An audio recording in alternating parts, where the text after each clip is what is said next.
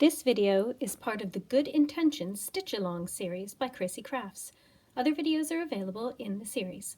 Thanks for watching and happy stitching! It's time to do the couching of the wreath, framing your good intention phrase inside. You can see with slow down the wreath bit, meaning the little twiggy brown bit that surrounds the words.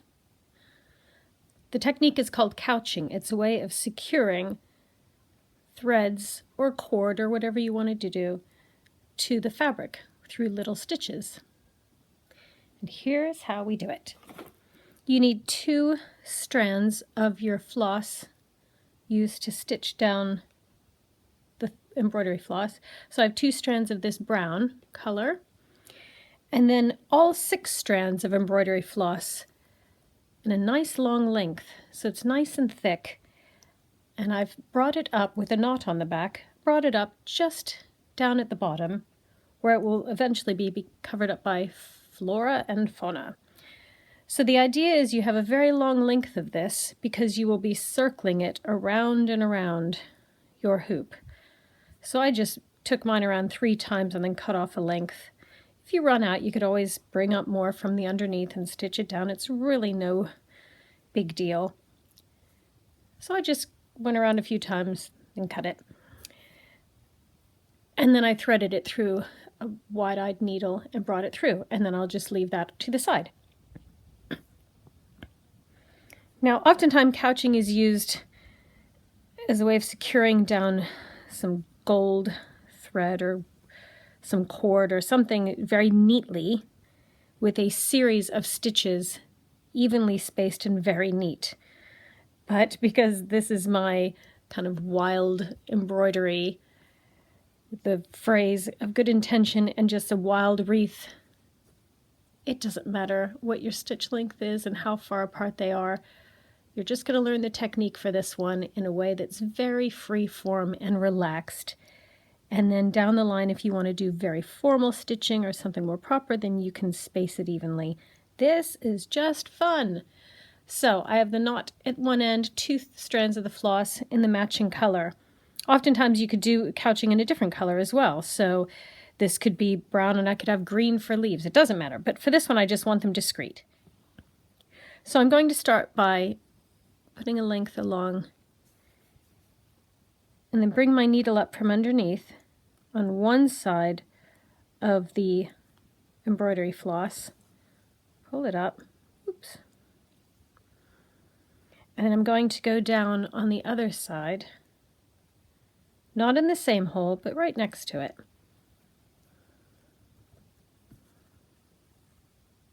You'll very discreetly secure that. And then in a little ways, I'll put one, let's put one right here on one side.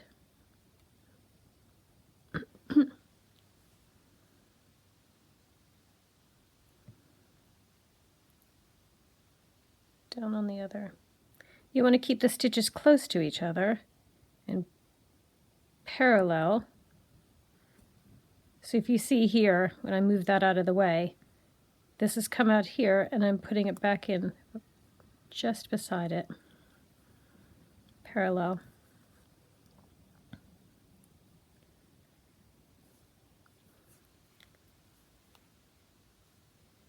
You'll have a feel for your own floss how close you need to make the stitches and how neat you want it to be. If you want a perfect circle, you could trace it and put it every couple of centimeters or so. But once I get the first curve in, sometimes like a willow twig would be, it's not going to go in a perfect curve. So I might take it up a little bit here. Let it go a little bit wiggly. Maybe leave it a little bit longer this time before I put the needle in again.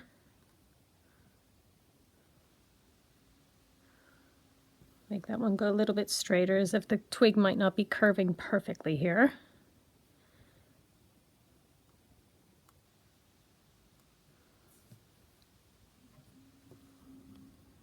Just see how you interpret it as you go.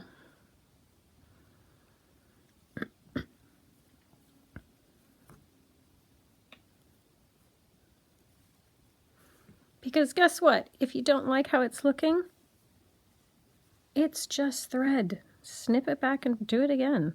It's not that big of a deal. That's what's so nice about embroidery. It's very impermanent. You could snip it back. Don't like it? Cut it out. Start again. Or stitch over it. Many a rosebud and a leaf has gone over a messy stitch I've made. No one's the wiser. So again, I'm going to leave it a little bit longer here between stitches so I have a bit of a straight bit coming.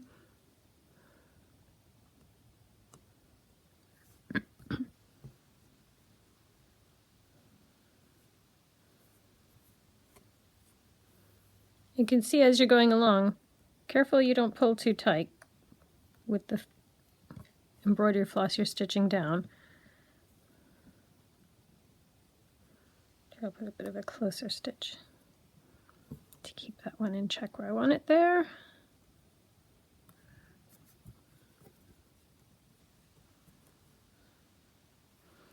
And I'm going to keep going around and I'll show you progress in a minute.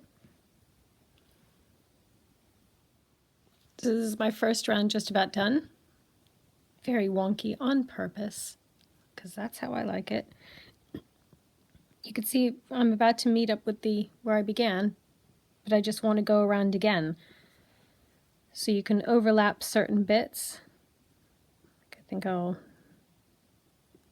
couch this one right beside the beginning stitch.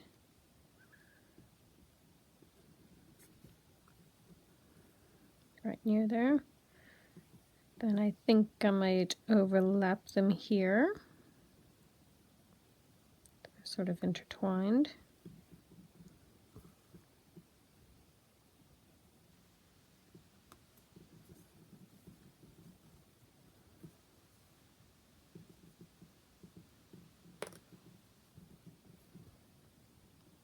Then I'll bring it up a little bit.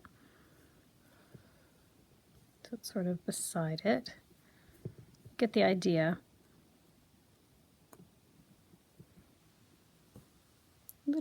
Literally treat it like you would if you were making a willow wreath. And if you've never done that, just keep turning it round and around. Overlapping here and there, keeping sort of in line, but don't worry if it's not perfectly in line. That's the whole idea. It's supposed to look very much like something from nature. Perfect in its imperfection. So I'm going to keep going around. See you in round 3. Okay, I've gone around 3 times. And what started off as just a bit of floss being tacked down now looks like an intentional scribble. That's how it looks to me right now. Not yet a wreath, but it looks like something's happening. Now I can just take this 6-stranded embroidery floss with the needle on the end and just plunge it down into the fabric near where I came up. I'll be covering this with flowers anyway. And then I'll secure that on the back, weave it in and out a few times of the stitches on the back. And then we're ready for the embellishment. Next time we'll start doing leaves and greenery. So get your green threads ready. And remember to hashtag Good Intentions SAL, S-A-L, Good Intentions SAL on Instagram to share your progress with me. Thank you very much for watching and happy stitching!